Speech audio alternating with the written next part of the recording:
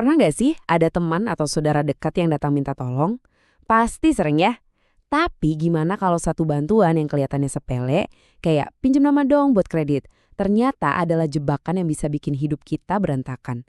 Hari ini kita bakal bongkar tuntas bahaya tersembunyi di balik praktek pinjam nama. Oke, kita langsung mulai dari sebuah kisah nyata yang jujur aja bikin merinding. Di Lumajang, ada seorang pria bernama Poniman yang divonis 2 tahun penjara. Kejahatannya apa? Dia cuma meminjamkan KTP-nya ke seorang teman. Ini bukan cuma cerita loh, ini adalah bukti nyata kalau tindakan yang kita anggap enteng bisa punya konsekuensi yang sangat serius. Jadi pertanyaannya sekarang, gimana ceritanya niat baik yang kelihatannya sederhana kok bisa jadi bumerang yang bukan cuma menghancurkan keuangan, tapi juga bisa bikin kita kehilangan kebebasan? Yuk kita telusuri alurnya bareng-bareng.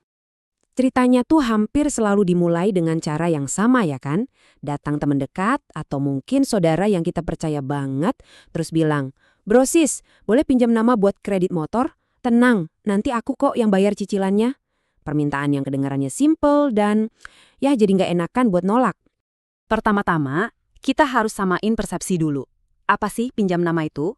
Gini deh, di mata hukum, di mata bank, atau perusahaan leasing, yang ngutang itu ya Anda. Titik. Nama Anda yang tercatat, tanda tangan Anda yang ada di kontrak. Jadi, apapun cerita di baliknya, secara hukum, 100% utang itu jadi milik Anda. Tapi, coba deh kita pikirin, kenapa sih orang sampai perlu pinjam nama? Jawabannya simpel, karena mereka sebenarnya nggak lolos syarat pengajuan kredit. Mungkin riwayat kredit mereka di SLIK OJK udah jelek, atau nggak punya penghasilan tetap. Sebenarnya, ini adalah lampu merah pertama yang harusnya kita sadari.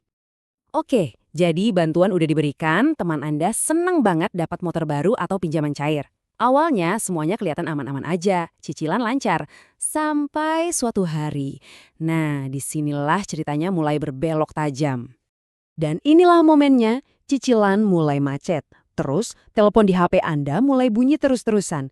Debt collector, pihak bank, mereka semua ngejar. Tapi, yang ditelepon bukan teman kamu, yang ditelepon dan ditagih itu iya kamu. Kenapa begitu? Karena ada satu prinsip hukum yang kuat banget.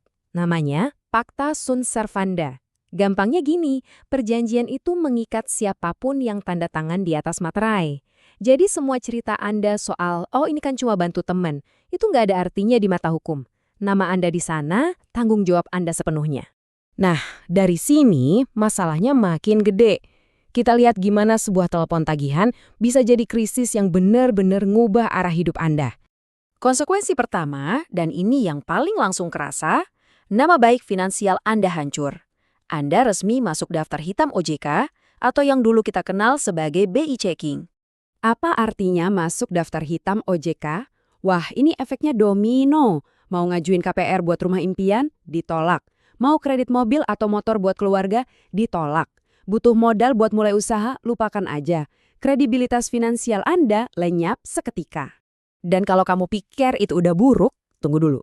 Ini bagian yang paling serem. Masalahnya nggak berhenti di utang piutang. Ini bisa dan seringkali masuk ke ranah pidana.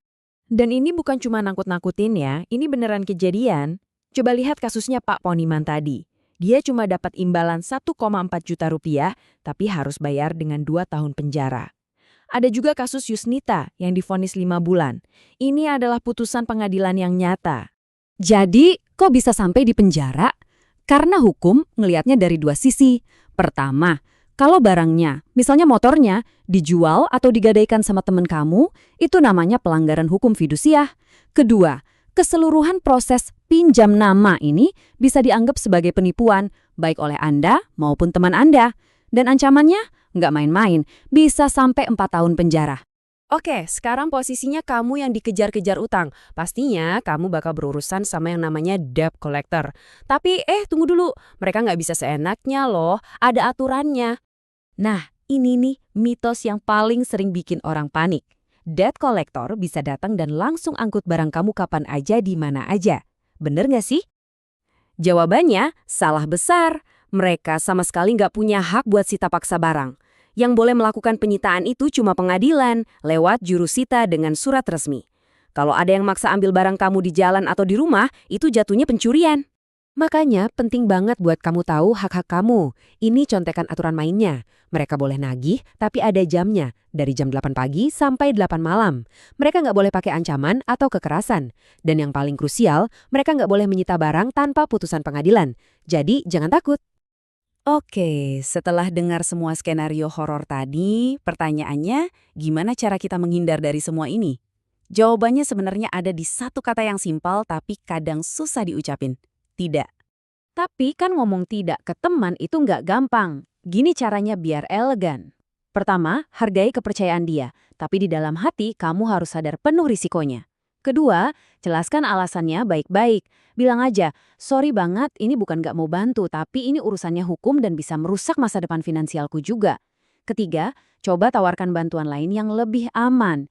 Ini bukan soal jadi teman yang jahat, tapi soal jadi teman yang bijak dan melindungi diri sendiri. Pada akhirnya, semuanya kembali ke pertanyaan ini. Apakah sebuah bantuan sesaat untuk seorang teman sepadan dengan mempertaruhkan seluruh masa depan finansial dan bahkan kebebasan kamu? Cuma kamu yang bisa jawab. Pikirkan matang-matang sebelum nama baik Anda jadi taruhannya.